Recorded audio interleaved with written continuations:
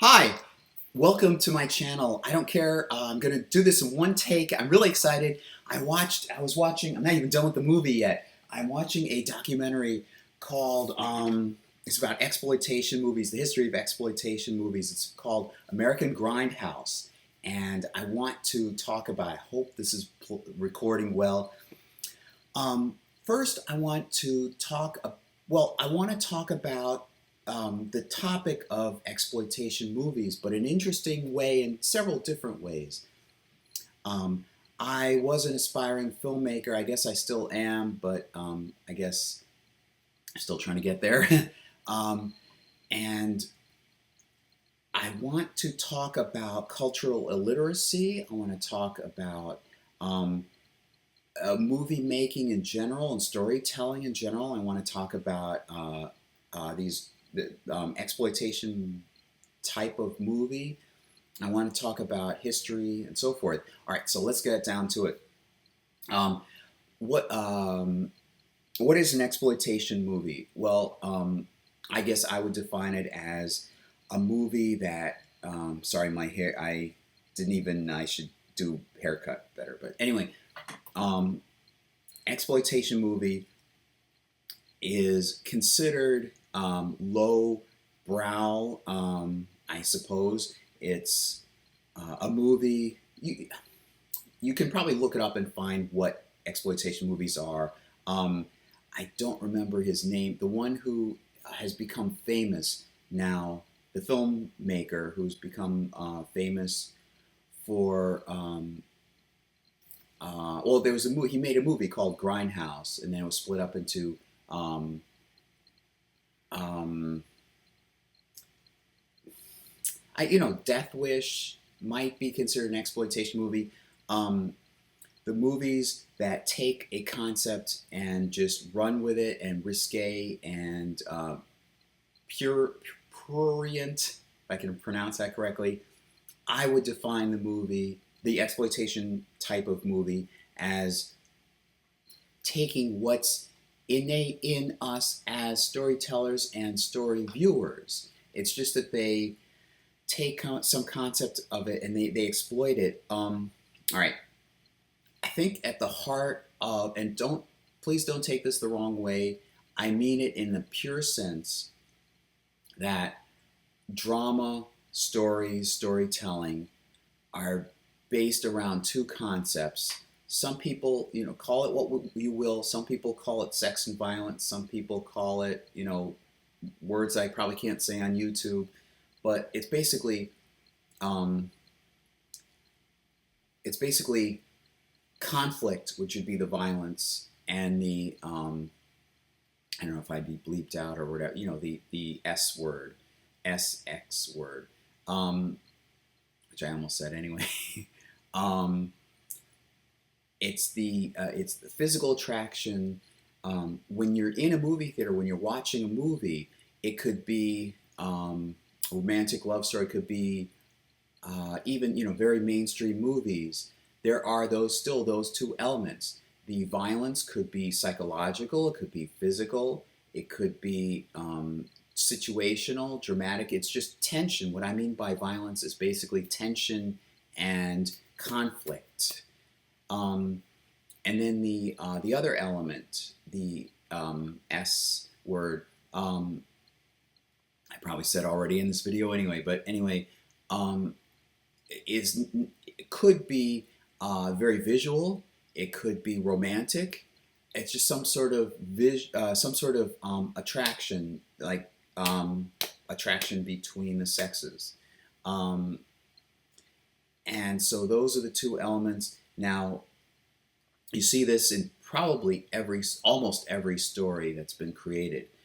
What an exploitation movie does is it takes what I call a high concept. What's the difference between a high concept and a low concept? A low concept story is where you're very involved in the characters, but if you explain the premise of the story, it doesn't sound very interesting. A high concept story, and this is true for not just exploitation movies, but just movies in general in the industry. A high concept movie is where you where you read the premise and already you're hooked. Like a lot of alien invasion movies, by their very nature, are high concept movies. Like a movie about Superman, someone from another planet who has abilities, rescues people. That's a high concept. You don't need to know about the characters themselves to be already interested or curious about the movie. Um, then you venture into exploitation movies, which I equate with high concept movies. Um, it's a movie about teenagers unleashing a wave of crime. You don't need to know the characters themselves to be interested in the concept. Already you've got the concept. You either like it, it either appeals to you or it doesn't. Jaws is a very high concept movie. A shark is attacking beachgoers. That's it. You don't need to know anything more than that. Star Wars could be sort of high concept or more generic or genre related. I don't know. I guess if it would really be high concept, but oh, Nightmare on Elm Street is very high concept. Teenagers can't go to sleep because this figure haunts them in their dreams. That's it. You don't need to know any more. It focuses on that concept. That's why it's called high concept. It focuses on that concept and it plays it out. So exploitation movies have taken, and they go way back. That's the documentary. I'll get into that in a moment. This documentary about the evolution of exploitation movies. They take an element and they play it out. They know one thing I like about exploitation movies is that they know their audience.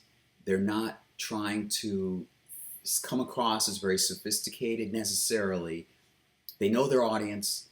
They give the audience what they want, and they don't try to be humbled or hide around other aspects. And just they're bold, and they know what the audience wants, and they give it to them. And all right, it's going to become all jumbled up. So let me mention the names of several documentaries that you might be interested in if you're interested in this topic to check out the recommendations list. Okay, American Grindhouse, which is what I'm watching now. Not Quite Hollywood, which is a documentary along the same lines. It's about exploitation movies, a history of them from the perspective of Australia. That's where the Mad Max movies, some of these movies I may be mentioning, you may have heard of. It's interesting that some of them start off, some of the actors, some of the movies start off as exploitation movies, and then they become mainstream. I wish I could remember the name of the actor. He's an interesting guy. I wouldn't necessarily be interested in his movies.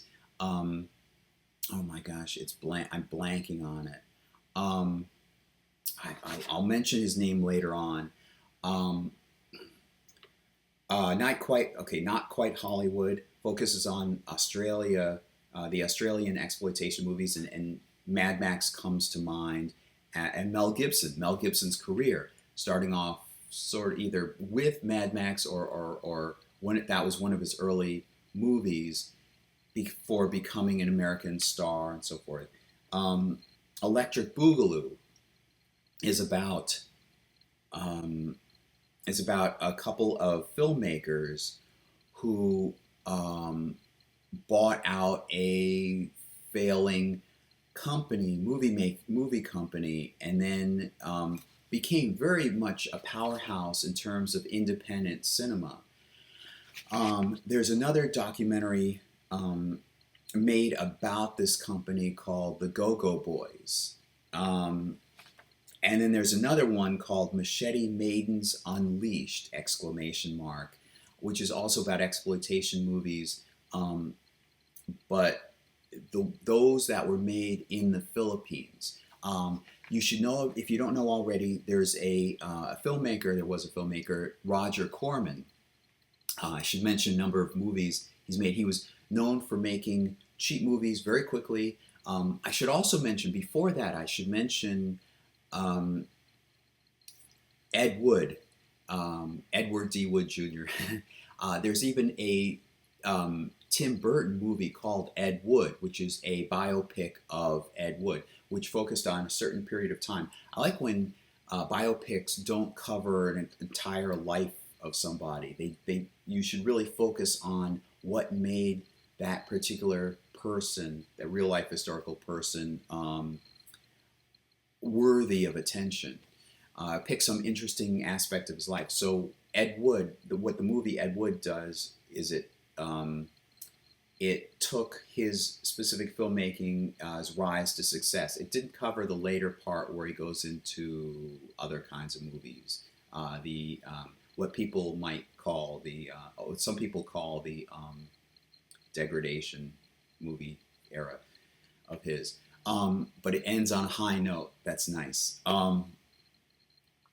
So anyway, so the real Ed Wood had been making quick movies, and he had to go through independent means, and it was more expensive, and I'll use the term gatekeeping. It was more gatekeepery at the time, because you didn't have computers, you didn't have home cameras really to make your own movies. No real means to make your own movies, so you really had to push and push in order to. There were more gatekeepers in the way, along the way that you had to go through in order to make a movie. So, in some sense, he was in some sense maybe sort of a hero, because he had been able to get his movies made. And somewhere somebody said, laugh at these movies. You can laugh at these movies. You can say whatever you want about these movies, like Plan 9 from Outer Space, and what was the Glenn or Glenda, all those movies he made, but they got made, and he probably had a great great amount of joy within him and pride in those movies because they got made. So after that, then you have Roger Corman, who also cranked out movies very efficiently. He was more, I guess, Ed Wood was in a sense a producer, but I don't know if Roger Corman could really be considered a storyteller at heart. I don't. Maybe that's downgrading Roger Corman. Certainly, Ed Wood was, but Roger Corman was a producer. He knew how to efficiently make a movie quickly and under budget and so forth. And very much the producer, epitome of a producer. So he made tons and tons of movies, and there's a filmmaker, a film director, John Landis, who appears in several of these documentaries that I mentioned, and I like his characterizations of his comments on exploitation. At one point he said, the movies that were popular mainstream, like Psycho and Jaws, are actually, if you look at them, they're actually mainstream, high budget production value versions of what you'd see in exploitation movies. I mentioned Jaws before. In fact, there was a knockoff of Jaws made, I think it was Australia, called Alligator or something. It was like 1980, I think. And it was so similar to Jaws. It's like a knockoff in film terms. But what you can't deny that people watching Jaws are titillated or their attention is drawn to the shark biting people. That's the violence aspect of it. And that's part of the premise. That's inherent in the premise. That's what makes it an exploitation movie, because the movie is exploiting the shark, the fear of a shark. And in some sense, that's why I'm saying uh, at the very heart of almost every story, you've got to have those two elements. And exploitation movies, or like high concept movies, really are important in storytelling, just in general. Um, so I may go back. I may have forgotten something. John Landis. So he mentions uh, a lot of the ones that are taken are accepted as classic mainstream movies like Jaws and Psycho.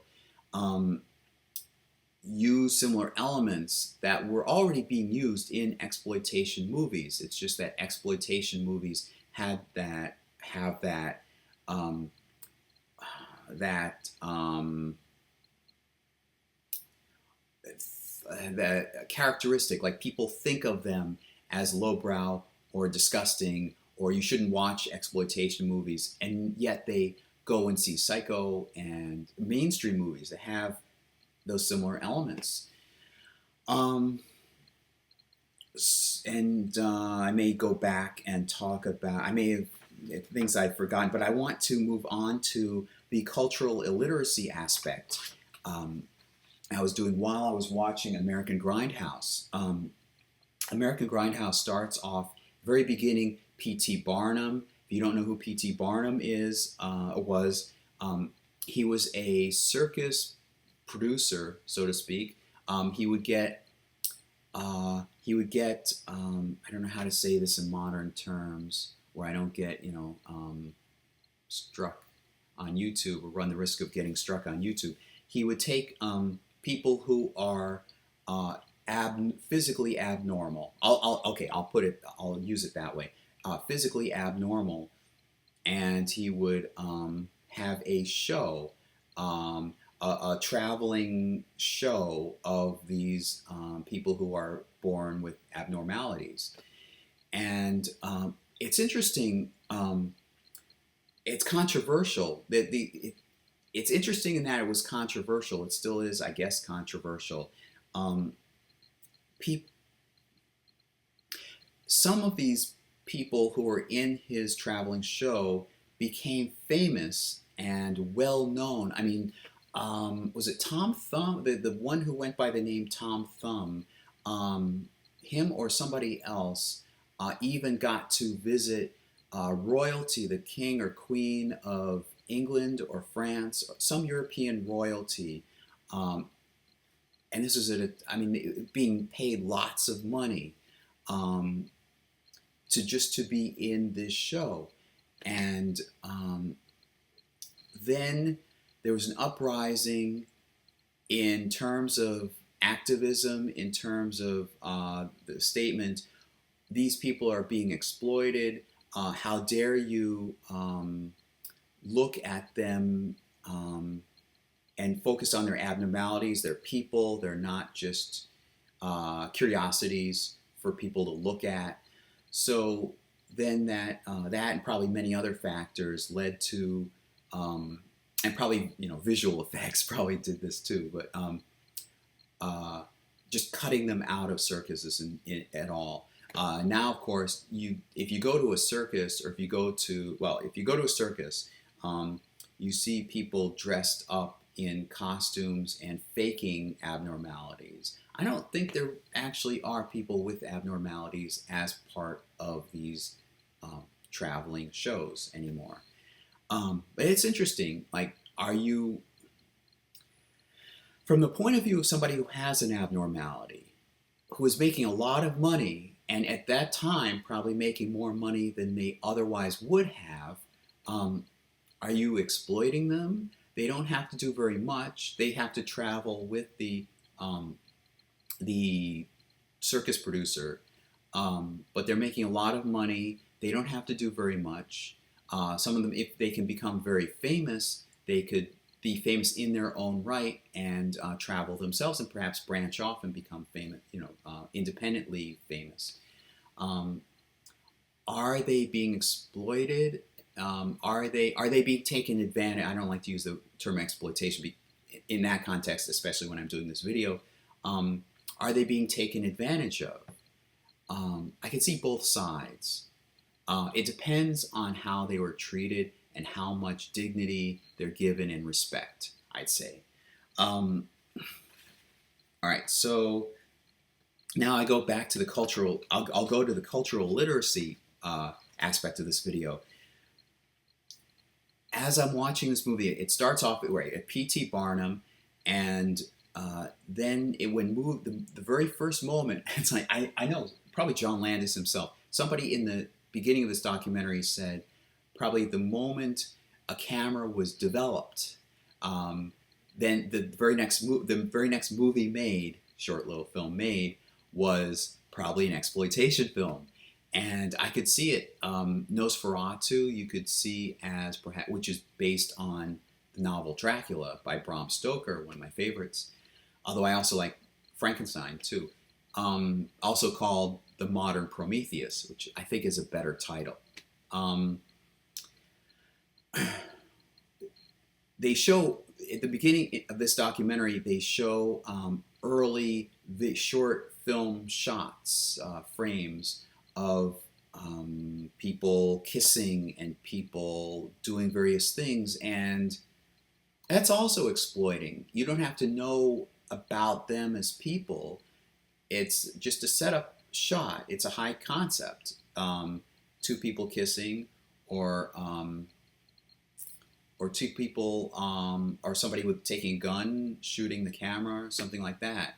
And then filmmaking evolved into short certainly by our standards today, very short, but sort of more storytelling. And by the 1920s, you had Nosferatu, and you had a semblance of stories being told linearly on film. And all right, so while I'm watching this documentary, and as they're reaching the 1920s and into the 1930s, I'm piecing this together with my own memory of what I know about what was going on in the 1930s. You had talk of trouble overseas in Europe. I'm an American, so I'm talking from the American point of view. Franklin Roosevelt was in office as president for 12 years. So his presidency covers the 30s and the 40s, first half of the 1940s.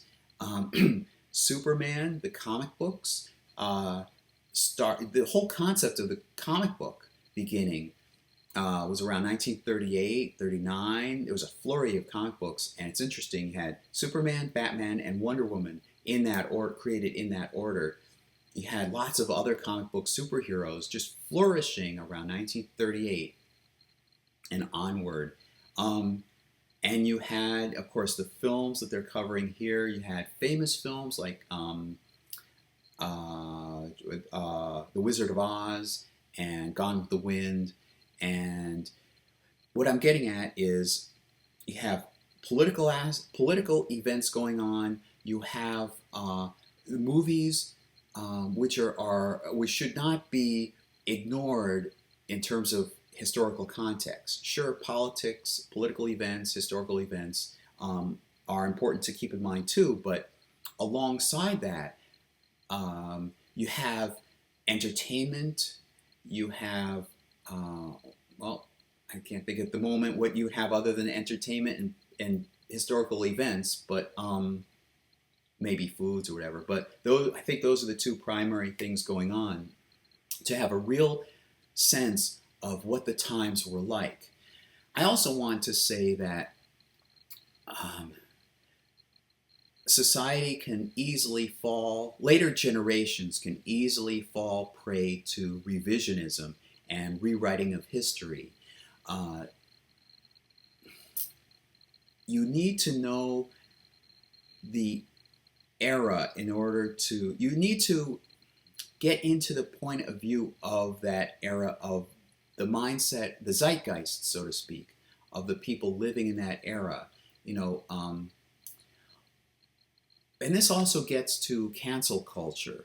Um, what may be considered progressive now, in future, sadly, maybe a decade or two from now, could be considered backward and ugly and obnoxious. Um, Consider, like in the 1970s, people who are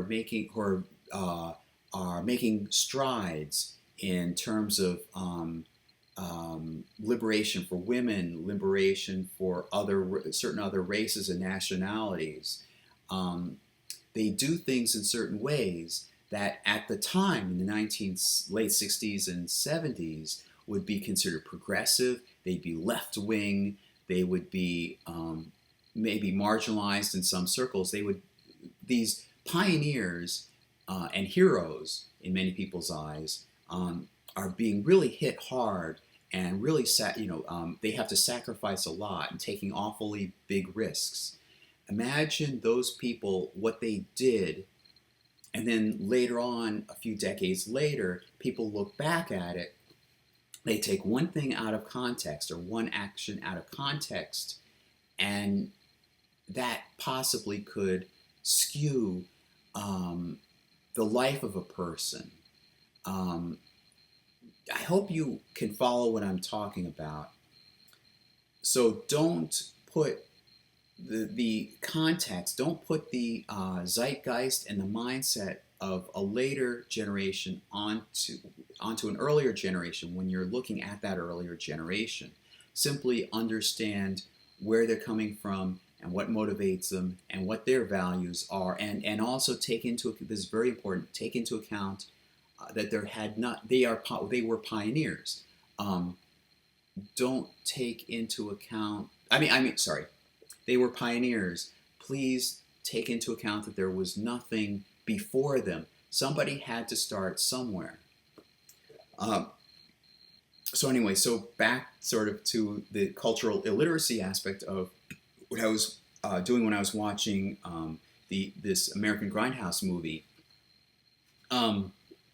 It's fascinating to see in context. You had the Haze Code.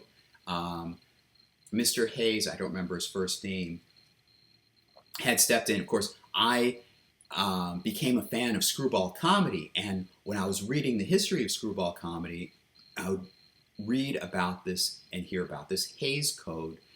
It was something put in because there were people threatening, saying that films are disgusting, degrading. Now, of course, at what time in human history have films, or the history of film, much less maybe human history, have films been decried as degrading?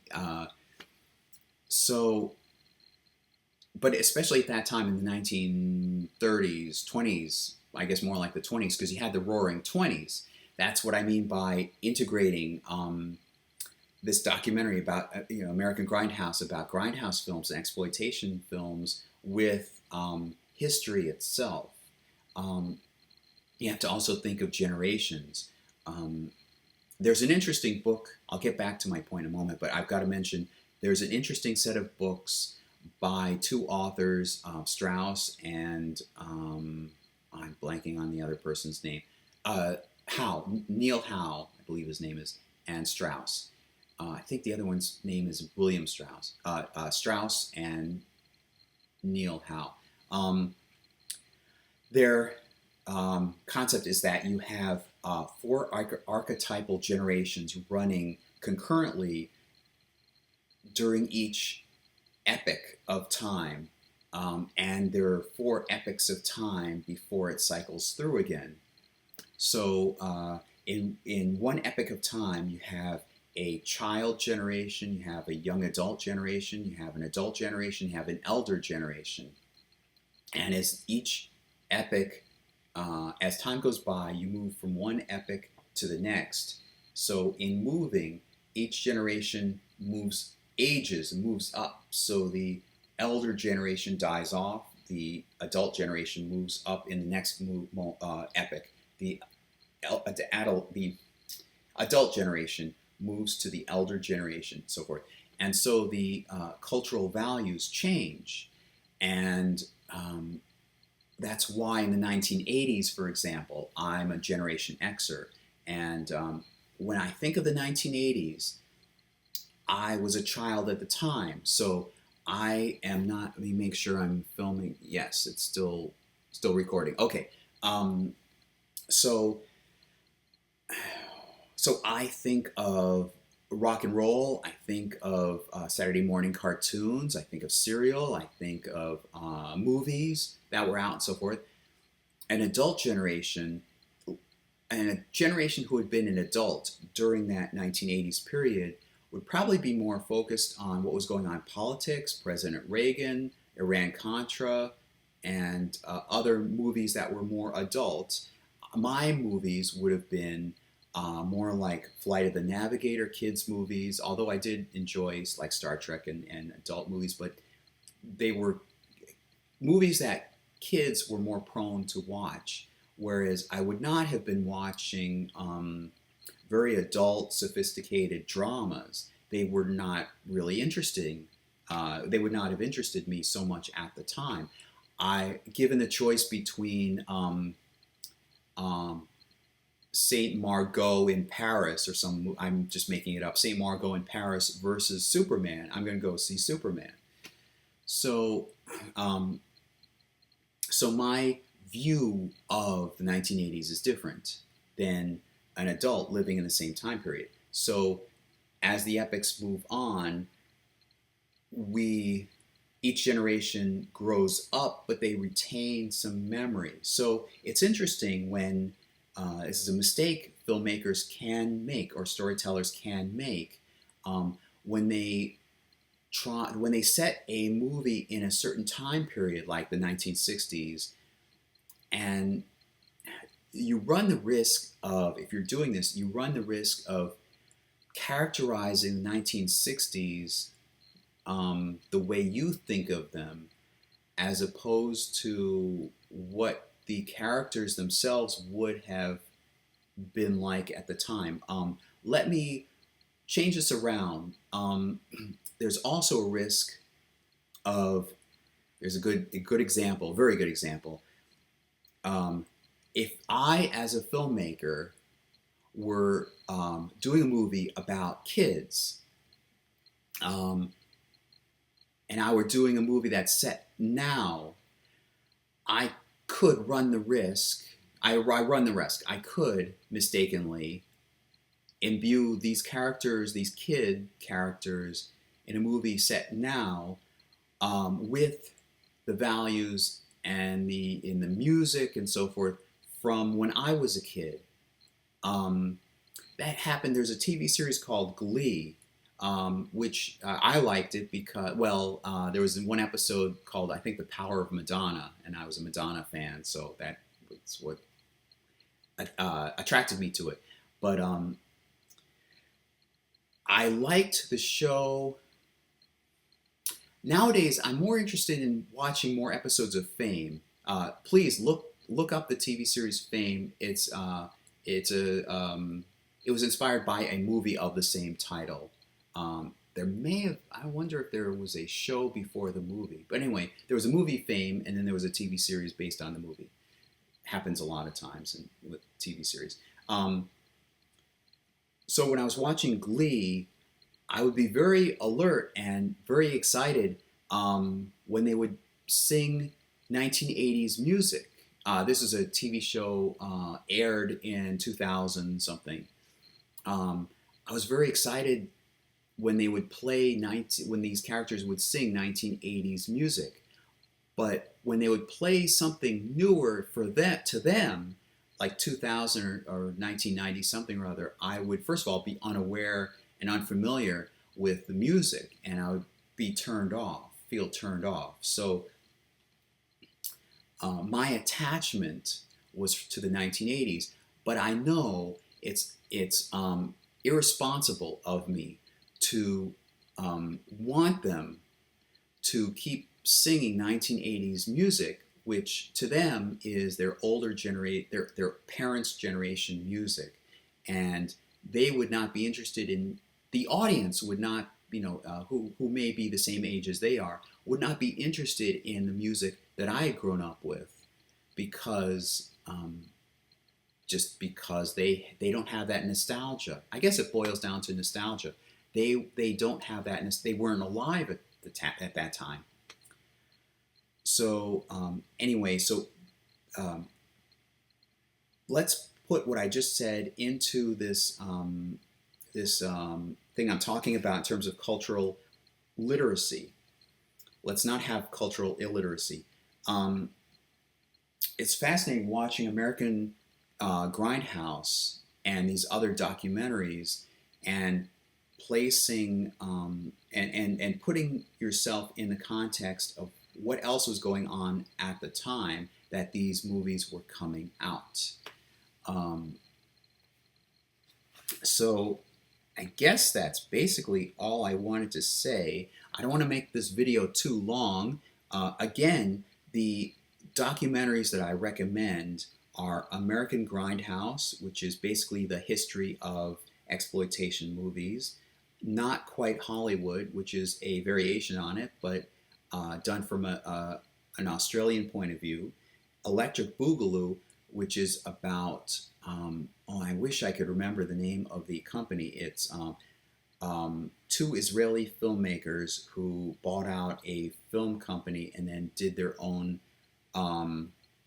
movies, and I can't believe I forgot the title. They released Superman 4.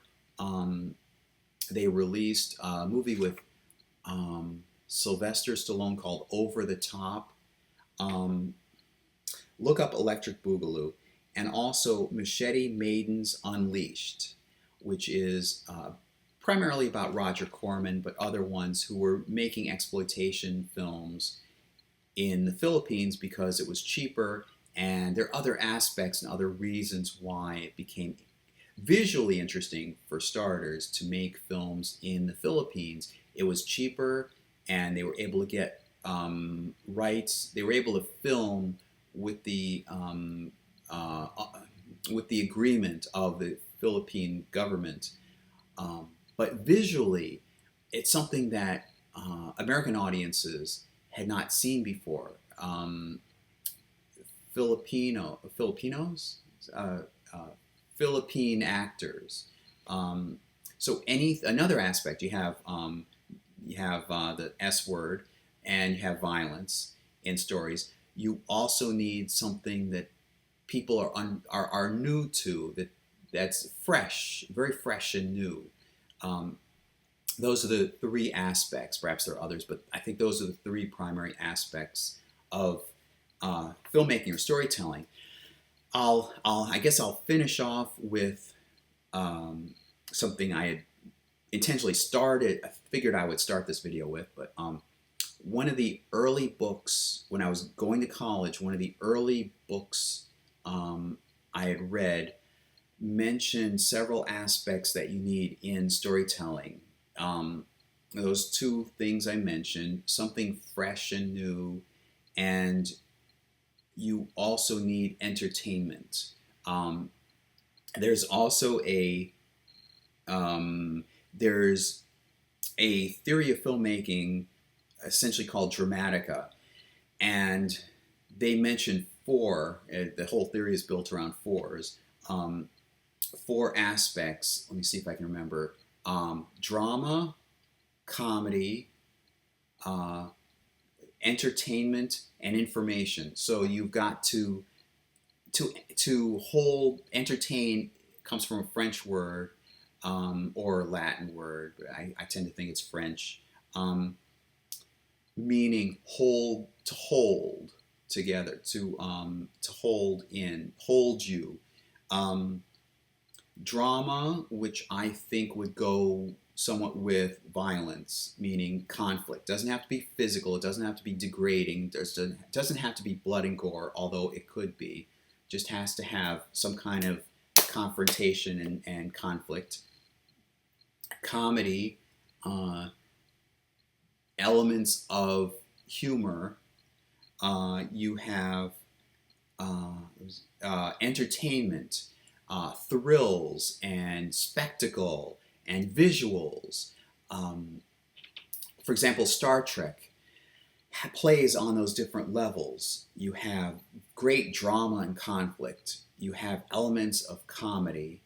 Um, you have spectacle. You have phasers, laser blasts. You have ships moving through space. Something visually entertaining, visually new and fresh, and something you've never seen before or is rare to see. And you have information.